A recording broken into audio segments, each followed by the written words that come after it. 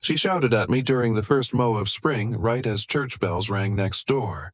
"That's HOA land. Step back," she barked, holding her phone like a badge. "Name's Alban Rusk, retired property assessor. Been living on this lot since '94. Didn't say a word. Just wiped my hands on the old permit folder, the one with my father's signature still faint under the plastic. Ever had someone enforce the rules so hard? They forgot who helped write them. There are a dozen things a man expects to hear on a Saturday morning: a bird call a lawnmower sputtering to life, maybe even the creak of a porch swing. But not.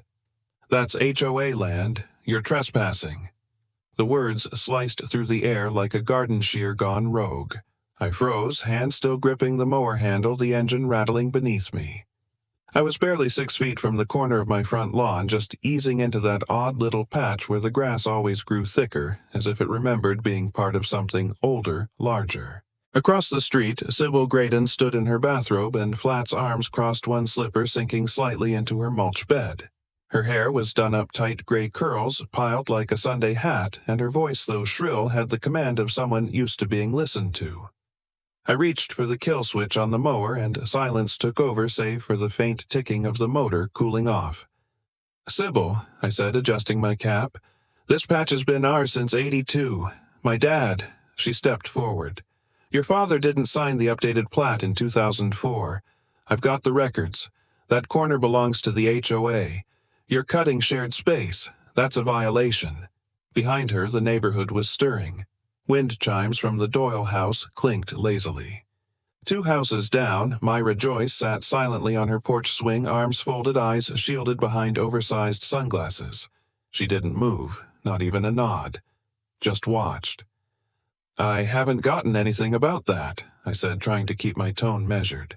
"And that marker there used to be a wooden post right there. My father put it in." Sybil raised her chin. "Post? Rotted. Fell years ago. Besides, anything past 38 feet from the sidewalk belongs to the community lot now." I glanced down. The soil where the post once stood was cracked and brittle, a crescent-shaped flake of concrete barely holding its shape at the base. I hadn't noticed its absence until now, hadn't thought to. "It's just mowing, Sybil," I said. "It's not like I built a fence." "You're on. Notice?" she replied coldly. "Expect a formal citation." The screen door creaked behind me. Lenora appeared with a paper envelope in hand, eyes still puffy from sleep, but jaw set in that way she did when something felt off. "Alban," she called, walking down the steps. This was in the mailbox. She held it out. I wiped my hands on my shorts and took it. Thick envelope stamped with the HOA seal in the upper left. Across the front, in bold letters, "Violation notice. Immediate attention required." I didn't need to open it to know what it said. The timing was too neat. Sybil, still standing across the street, smirked. "We've been documenting your encroachments for weeks." Lenora narrowed her eyes. "Really? Because last I checked, no one mows this strip but my husband. You'd think if it were community land, someone else would have cared enough to water it." That made Sybil flinch. Only slightly, but I saw it. "I'll take it up with the committee." She snapped, then turned on her heel and strode back toward her front porch. The storm door slammed behind her. For a moment, all I could hear was the breeze threading through the azaleas and the idle click-click of the cooling mower engine. I crouched near the cracked patch of concrete and ran my fingers over its surface. Dust flaked off. There had definitely been something here, a stake or post, but now it was just a ghost of where things used to be. Lenora stepped beside me, setting her hand lightly on my shoulder. "Think it's time to dig through your dad's boxes?" I nodded. I hadn't looked through his old files in years, not since the funeral. Most of it was insurance forms, lawn equipment receipts, things a man keeps just in case. But if there was a copy of the old plot, he'd have kept it. I looked up toward the house, toward the attic window, half covered in cobwebs and dust, and felt the weight of something stir in my chest. Not anger exactly, but the slow burn of being pushed too far, over something that should never have been a fight. Sometimes the fight isn't about land, it's about memory, and whose memory gets to count. The coffee had gone cold by the time we opened it. We sat in near dark, just the oversing light casting a small yellow cone onto the chipped laminate countertop. Outside, the cicadas buzzed in waves rising like heat from the roots of the trees. Trenton wasn't a loud place, but sometimes in moments like this its quiet had weight. Lenora slid the tin across the table like she was handling a file at her old law office. Its lid was rusted around the edges, its corners bent just enough to bite if you weren't careful. My father had kept it under his workbench for decades. We'd found it dust-caked in the attic behind a stack of faded tool manuals and a cracked Vietnam helmet he never wore but wouldn't throw away. She eased the latch. It creaked. Inside were half a dozen yellowing documents curled slightly at the corners. A Sears invoice from 1975, a carbon copy of a roofing estimate, and near the bottom, neatly folded, wrapped with a rubber band that snapped the second she touched it, was the map. She unfolded it slowly. The paper crackled its creases, long since softened by time. Ink bled slightly at the folds. It was hand-drawn, but precise lot dimensions, street names, the cul-de-sac as it looked in 1978 before the HOA restructured the outer parcels. There was a square in the corner, a margin note marked Rusk Boundary Confirmed April 22, 1978. Below it, in looping fountain pen script, certified by Reverend Ezra Chaffin. We both leaned closer. Lenora traced the signature with her finger, not touching, just hovering above. "He used to notarize back then," I said, "before he started preaching full-time." Lenora looked up. "If this holds, that patch of grass is yours." I nodded, but something inside twisted. Even with proof, I knew HOA disputes didn't end with facts. They ended in meetings fees, warnings posted quietly on mailboxes. My laptop was still open on the counter from earlier. A notification pinged, sharp and sudden. New message. I clicked it. The sender read compliance@elmwoodhoa.org. Subject notice of land encroachment violation. Immediate attention required. I opened the email. Lenora stood beside me, arms crossed, reading over my shoulder. Mr. Alban Rusk.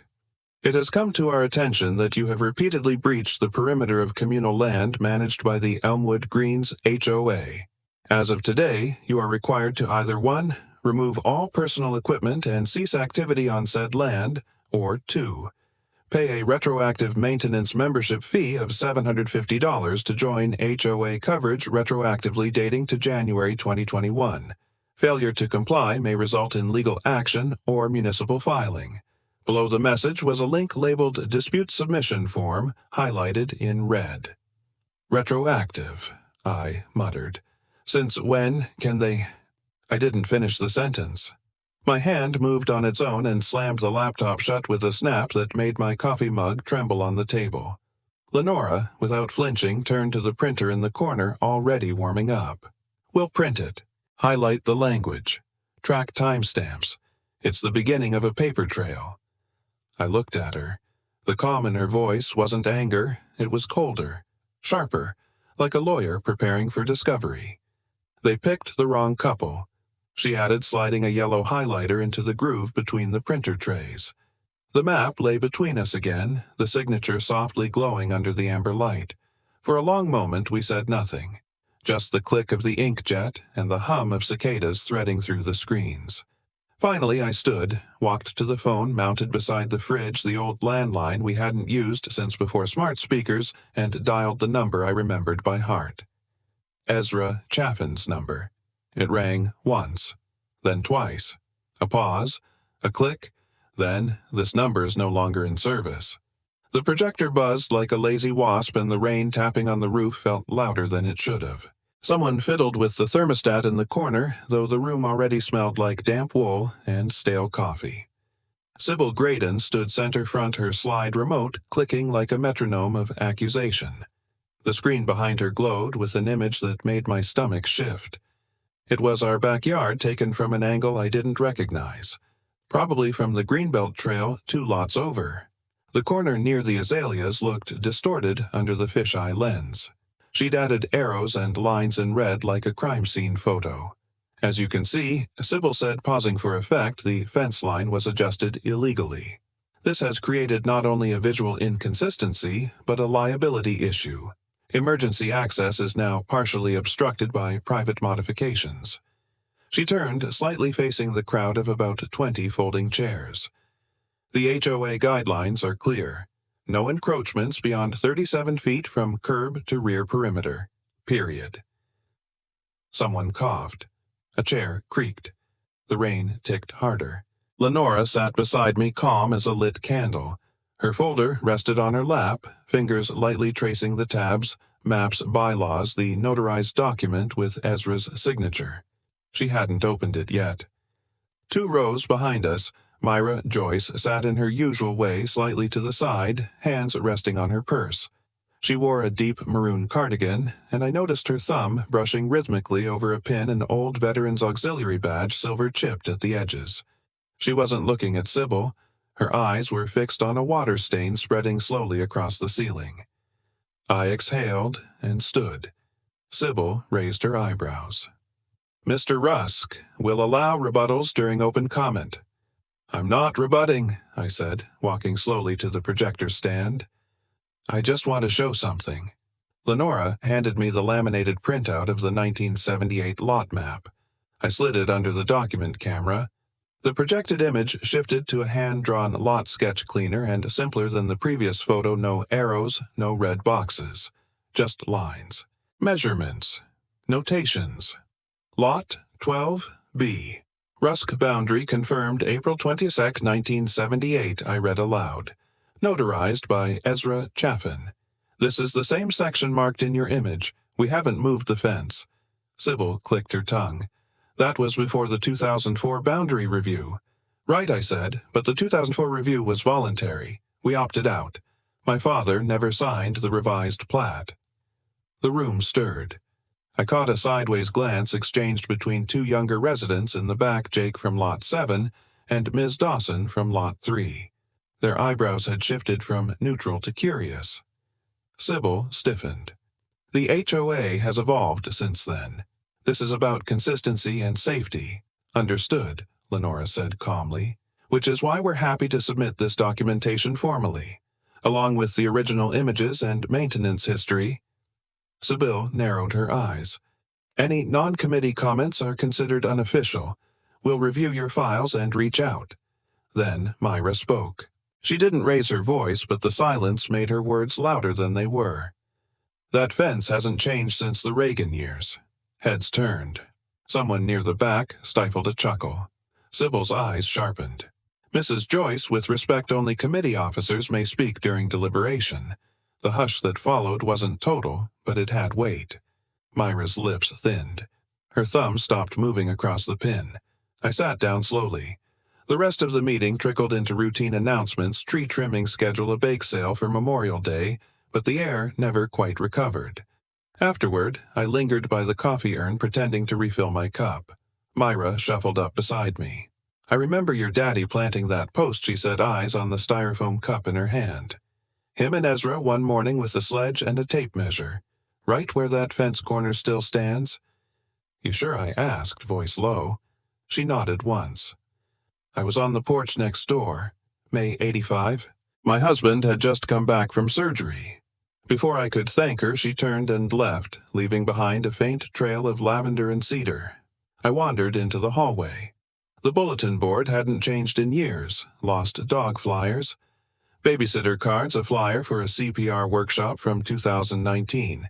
But tucked behind a curling corner of a summer camp flyer was a faded Polaroid. Sun-bleached dog-eared. 2 men stood beside a wooden post driven into the soil. One wore an old Braves cap. The other, taller, wore a preacher's collar. Both were smiling, sleeves rolled. My father and Ezra. 1985. A thumbtack held it in place. I reached for it, but paused. Sometimes the past didn't need to be pulled free, just pointed out to the right people. The letter was waiting beneath our doormat like a snake coiled in shade.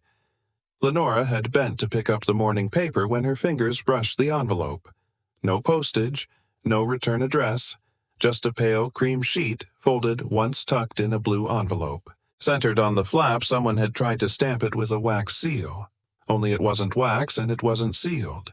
Just a smudged imprint that looked like an old HOA logo, warped and bleeding outward. She brought it inside like she was carrying a cracked egg. I stood at the dining table already surrounded by maps, meeting minutes, and 2 laptops in varying states of overheating. The ceiling fan ticked like an anxious metronome. A summer storm rattled the gutters outside, casting shadows in jerky movements across the floor. Lenora laid the letter flat between 2 manila folders and unfolded it without speaking. Typed. No header. Font too clean. The kind of spacing that smells like an online template. 1 paragraph centered.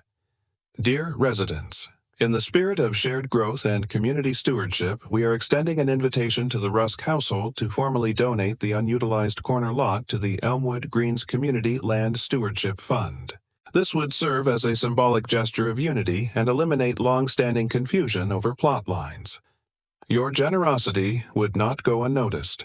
No name, no contact, no phone, not even a sign-off. We read it twice, 3 times. Silence held us in place, save for the occasional flicker of lightning that lit the room like a camera flash. That's not HOA, letterhead, Lenora said finally, and this fund isn't on any of the official materials. I grabbed the binder with last year's meeting printouts. Check the county registry. She already had her laptop open. I flipped through archived HOA communications. All of them were signed by either Sybil or the treasurer, a man named Bryson I hadn't seen since March. Their signature blocks were scanned in sloppy cursive, almost performative. This letter had nothing. No ID, no seal, just tone. They're testing us, I muttered, trying to see if we'll fold without a scene. Lenora didn't look up. I'm going to report this. To who? City Code Enforcement. If this isn't from the HOA officially, it could be fraud. And if it is, they're misrepresenting authority. She typed fast, almost angrily, then paused. Her finger hovered above the enter key. I want Ezra's word first, she said. I nodded. The landline rang once. I hadn't touched it since the meeting. She handed me the receiver. Do it now, she said softly, before they come again with something slicker. The phone buzzed once, twice, then clicked. Alban. The voice was slower than I remembered, but steady. A little gravel, a little fatigue. Ezra Chaffin. Yes, sir, I said. I think I need a second opinion. He listened as I described the letter, the seal, the missing name. The storm outside rolled over another gust, and I could hear the same rain on his end, like the 2 of us were under the same roof. That land was never theirs, he said simply. I remember hammering the boundary with your father just like that picture says. The HOA's reach ends at the stormwater trench. Period. My throat clenched. Would you be willing to say that officially? A long breath. Not hesitation, just the weight of knowing what that meant. I'll speak when needed, he said. This can't stay in the shadows forever. We hung up. Lenora hit send. The forwarded letter zipped through the server into the city's inbox. She didn't add an explanation. Just a subject line, potential fraud from HOA leadership. The power flickered. The microwave clock reset. The air hung heavy, full of ozone and some ancient scent of something wet and mold-soft rising from the crawlspace. Then the phone rang again. I picked it up slowly. Same number. Ezra's voice quiet this time, like someone who'd already put on his boots. Let's meet. The truth needs daylight. The subject line hit harder than the coffee. Security evidence, violation documentation attached. Sent at 6:14 a.m. from Sybil Graydon at elmwoodhoa.org. Lenora read it over my shoulder while still tying her hair back. Neither of us spoke at first. The file was attached a 42-second MP4 labeled simply Back Corner Cam 0612 edit.mp4. I clicked play. There I was, clear as day in a grainy wide-angle shot. Mowing slowly along the edge of the yard, sun just coming up behind me. The grass-wet mower blades squeaking a little. I pushed forward once stopped, looked down, then cut. Abrupt. Too clean. Lenora rewound it. They trimmed the frame right before you stepped back. The marker was about to show. I nodded. They don't want the concrete in the shot. She glanced at her watch. You ready?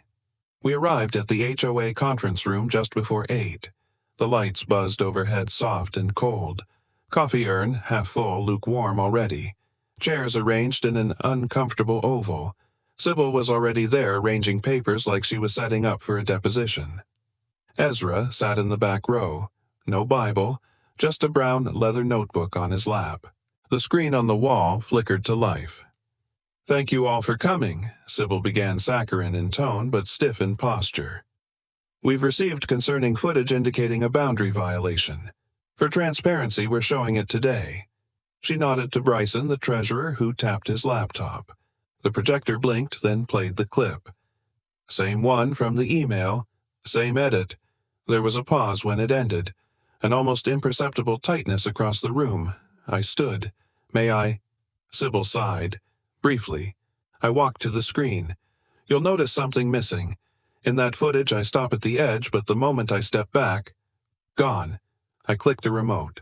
Another clip played, our own camera, from a different angle mounted under the porch gutter. A wide shot, time-stamped and dated. It played longer, an extra 8 seconds. In those seconds, I clearly stepped back, removed a glove, and reached down to brush away dirt, revealing a faint concrete rectangle no larger than a shoebox. Cracked. But there. "Concrete boundary," I said.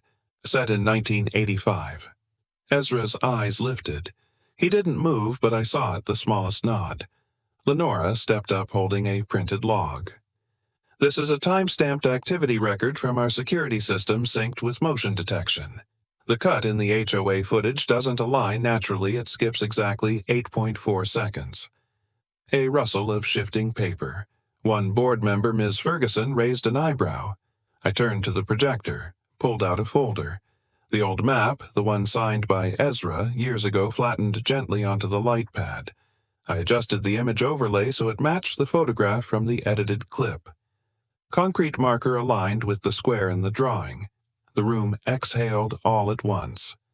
Ezra placed his hand gently atop his notebook. No one spoke. Until that map was never notarized, Sybil's voice cracked like a taut string. "Your family never owned it legally. He just planted a rock." Several heads turned. Ezra stood, slowly, deliberate. "I was there," he said. His voice wasn't loud, but it carried. "I signed that map. I watched the hammer go in. We measured from curb to trench, and your predecessor approved it long before any of you sat in those chairs." Sybil opened her mouth, but no words came. Ezra stepped forward. "Sometimes truth is quieter than fiction, but it lasts longer." Ezra stood at the folding table like he had every right to be there because, frankly, he did. "I placed that marker with Alban's father in 1985. He said, voice neither loud nor soft, just clear. I was there. I signed it." The words rippled, not shouted, just undeniable.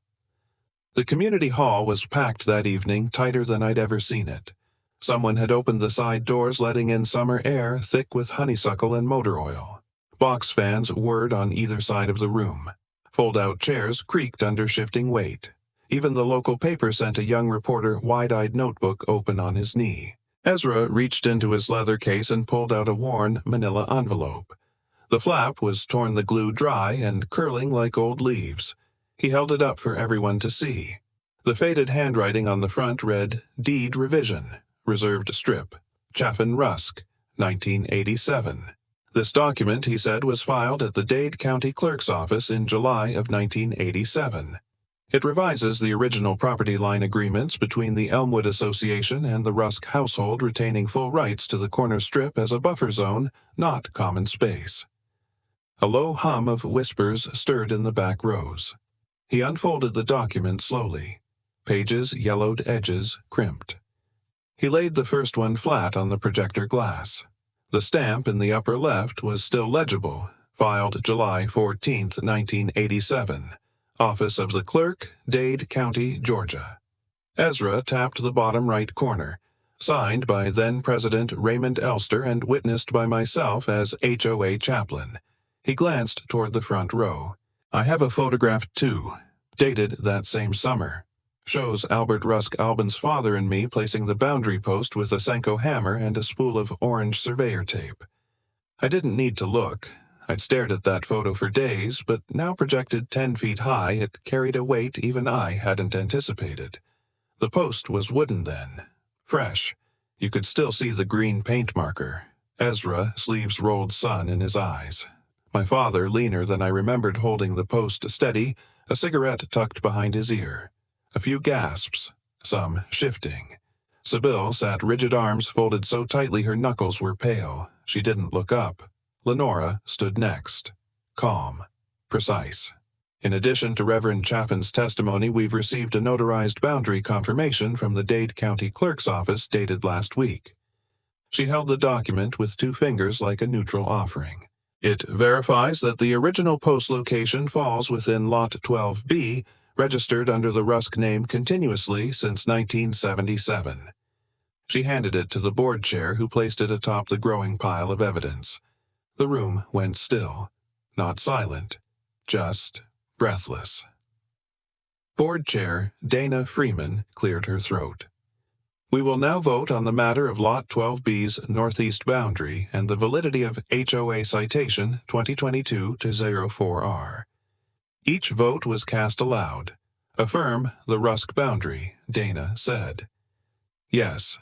Affirm, said Miss Ferguson. Yes, said Bryson, eyes low. No, said the vice chair. Yes, said another.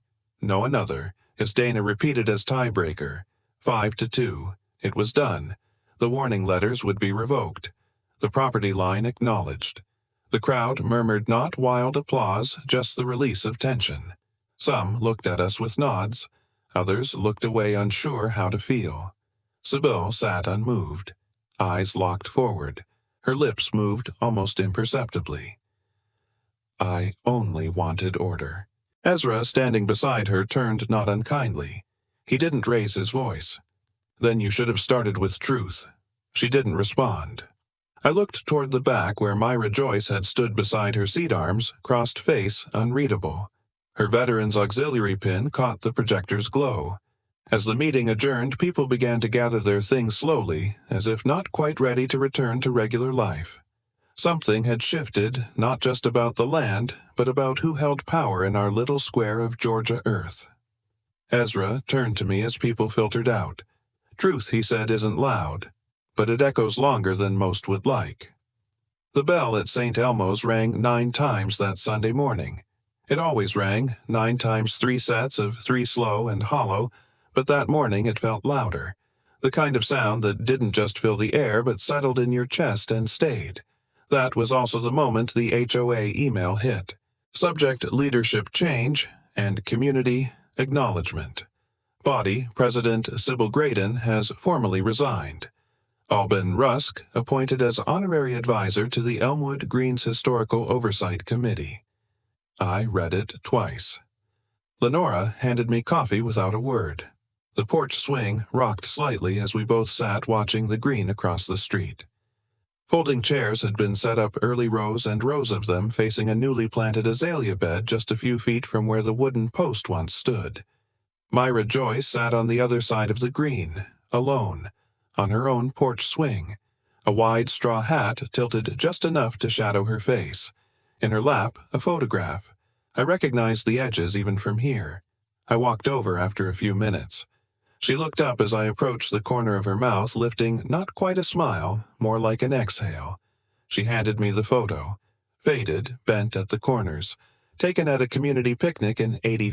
My father, tall and thin arm around Ezra, both of them standing beside a makeshift sign that read, Lot 12B, Memorial Corner.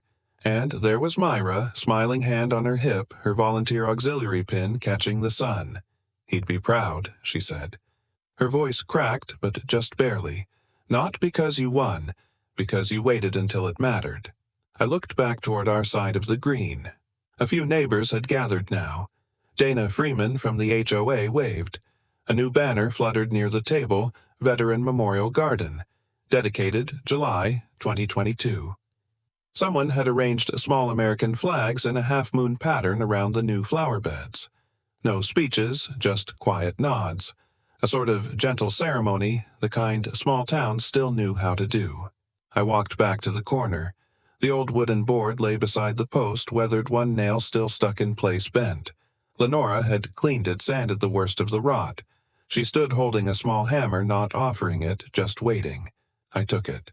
Every sound in the world seemed to vanish except the nails and the cicadas. Tack, pause, tack, 3 nails. That's all it took.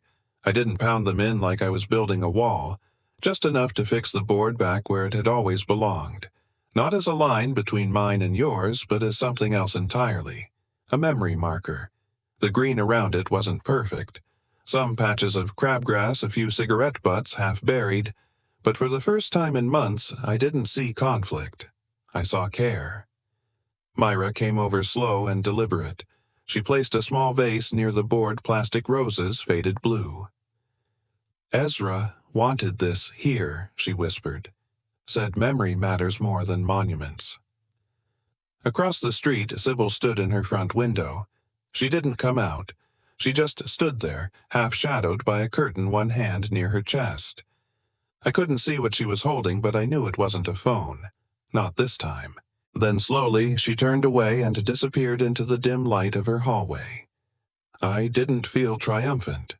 Just still. We held the dedication on the first Sunday of September. The air had that early autumn crispness, just enough to make you reach for a light jacket in the shade, but warm in the sun. Cicadas still buzzed, but quieter now, as if they too were winding down the season. The wooden boundary post stood clean, sturdy, and still slightly damp from yesterday's rain. The brass plaque gleamed under the afternoon light, reserved in memory. O. Rusk, 1929 to 1985. 40 or so neighbors gathered, folding chairs loosely arranged in a semicircle near the edge of our lawn. Someone manned the BBQ grill down the slope. The smell of charcoal and sweet corn drifted toward us. No stage, no podium. Just people. I didn't prepare a speech. I stood beside the post and cleared my throat. My father never taught me how to win arguments I began, but he taught me how to stand still when it counted. That's all this marker ever meant. Not defiance, just clarity. I glanced around the group. A few nodded. Myra dabbed her eyes with a napkin. Ezra stood to my right, Bible in hand, but closed fingers resting gently on the cover. I used to think lines like these I said tapping the post were just about property. Turns out they're also about presence, knowing who stood here before, and why. I stepped back. Ezra opened his Bible, though he didn't read from it. Today, he said, we bless not just this corner, but every silent line that connects memory to meaning. May it remain a ground of truth and grace. He didn't say amen. He didn't need to. After the short blessing, people lingered. Someone brought out sweet tea. Kids ran small loops around the trees. Conversations drifted to football and tomatoes and the new grocery store opening in Trenton. That's when I noticed her. Sybil stood beneath the oak across the street, alone. A loose cardigan over her shoulders, hands clasped in front of her. She didn't step forward until most folks had turned away. She walked slowly. Lenora noticed first and gave a small nod. Ezra didn't move.